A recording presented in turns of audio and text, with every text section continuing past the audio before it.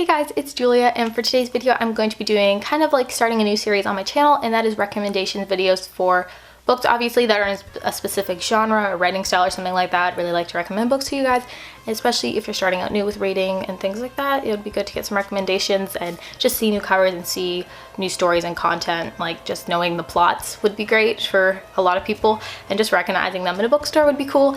But a lot of these books have trigger warnings, so I will state them before I go into the book, just because maybe if you have like a mental illness such as OCD and you really can't read about it, but you don't mind reading about the other ones, then at least you know that it doesn't involve OCD in the book, if that makes sense. That's why trigger warnings kind of exist and why they're kind of important, because you don't want any surprises that could be harmful to you or anything like that, or that could surprise you and really upset you. So that's why there's trigger warnings, and I will mention those. But a lot of these are my favorite. Mental illness is definitely my favorite genre ever to read from, and it's kind of placed in the contemporary genre, and then like the topic is mental illness, I guess, but it's placed in the contemporary ones, and these are all young adult. They're definitely some of my favorites on this list, and some of them are still, I recommend them, but they're not my favorites, so I will tell you guys which one and which one isn't. So I hope you guys enjoy this video, and this is definitely my favorite genre, and definitely if you want to get into these kind of books, I think it's really important. And for people who are going through these things, I think it's very important for them to have books like this to lean on for some extra support and stuff like that. So yeah, let's just get into the book. For the first book, I'm starting off with the first book kind of like in the genre that I started reading, like avidly reading. Like I kind of read some in the past, but like when I started avidly reading, this was the first book in that genre that I started to read, and that was I Was Here by Gail Forman. This book has trigger warnings for suicide and I believe depression in there.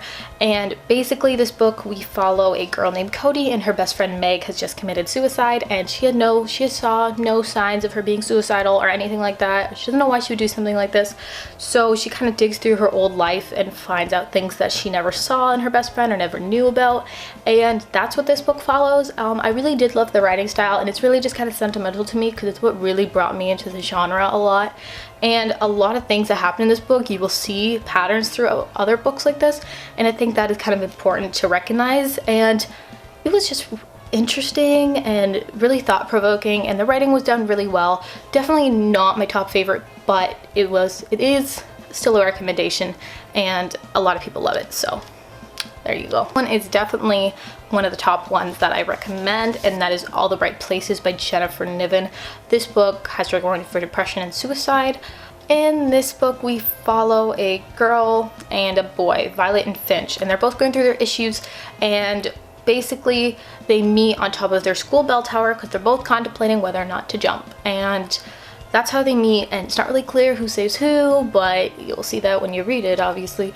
But that happens, and that's how they meet, and they start kind of forming like a bond, and it's really beautifully done. I believe Jennifer Niven has something in poetry going on, like a degree, or like just really well, I don't know, has a lot of knowledge in the poetry realm of things, but beautifully done. Like, highly recommend this one. Ton of quotes, really opens up your eyes. Beautiful story, definitely one of the top ones I recommend.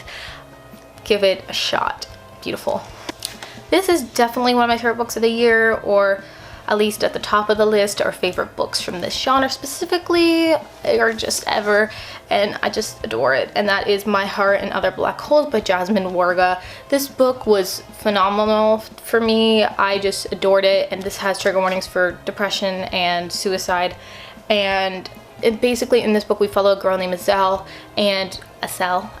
something like that, and basically she contemplates her death like all the time. She always thinks about it, she always wonders like, what if I did it, blah blah blah, and she always just finds out new ways to do it, blah blah blah.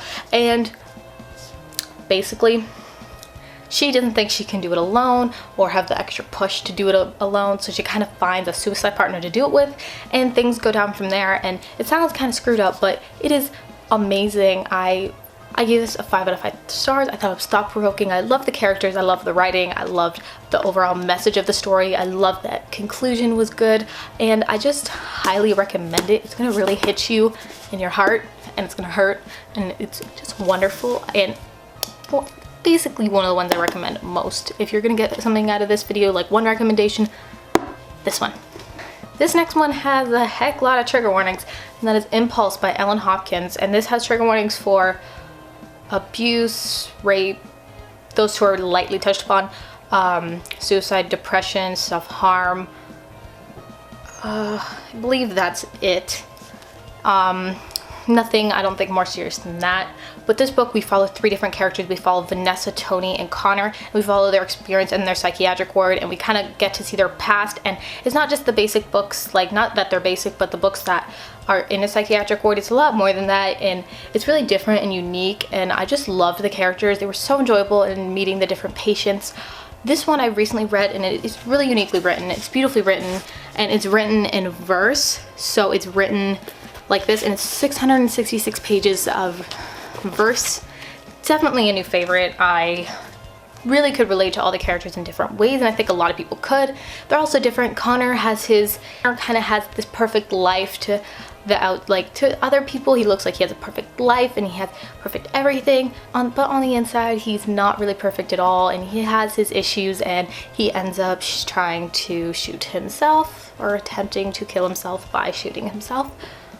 And Tony, we follow him, and he has a lot of painful childhood memories, and just memories that are really bad, and just he has a lot of stuff going on in his head, and it's really bad, and he gets in there by the pills. This is all in the back, so it's not spoilers or anything, but you get to hear more in the story. But he kind of he overdoses, and that's how he ends up in there. And we follow Vanessa, who goes through. Vanessa kind of has a secret, and it's kind of destroying her, and it's just, she has a lot of family issues, and just issues definitely with her family. And oh, I forgot, another thing in this is bipolar disorder. Definitely, that's a trigger warning for that one. But this kind of keeps her going back to cutting herself, so that is another reason why this is a self-harm. That's why this book has self-harm triggers, is because of Vanessa and stuff. But this book was phenomenal. I highly recommend it. Recently read it. If you're looking for something in verse, sorry, I hit my lamp. I highly recommend this if you're looking for something written in verse. It was absolutely beautiful, and I really, really enjoyed it. The characters were phenomenal. The story was great. I loved it. Loved it. This book I'm about to show you is not really specifically based on mental illness. It is more based on other things, but definitely I'm not saying that the main character is depressed, but I'm saying he shows signs of it, and he's sad. Like, not that if you're sad you're depressed, but like he shows signs, and I guess that people with their like depression and stuff have similar thoughts and feelings to his, so I thought I would put it in here just because a lot of people with these kind of things could really relate to him, and I really could in different ways. And that is Aristotle and Dante Discover the Secrets of the Universe. This was one of my favorite books this year. Phenomenal, great. I only give it like a 4 stars, but then, like, you know when you think about a rating after and you give it kind of a higher rating, or like when you think it over, it either lowers your rating or makes it go up, but it definitely went up for me. But like, wonderful. But we follow Aristotle and Dante, and they're both kind of from different we're both kind of just watching them grow as people, and we're following Aristotle and his growing as a person and learning new things, and it's phenomenally written. One of the best writing I've ever read. It's beautiful, the story's beautiful, and Aristotle definitely is poetic in a way. Like, not Aristotle, the author wrote this in such a poetic way, line by line. It is beautiful. And I just adored this. And Aristotle definitely has some problems, so I thought I'd put it in here because a lot of the themes and stuff can revolve around mental illness, and not that he's been diagnosed, but along those lines. But I still recommend this as a beautiful book to read. So yes. Next book is Magia by Francesca Zappia.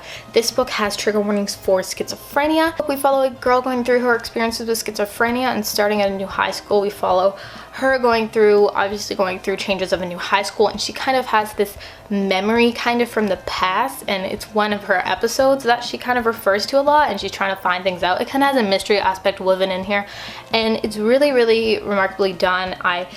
This story is not focused too much, like, it is focused on the schizophrenic aspect, but it's not like super depressing or anything.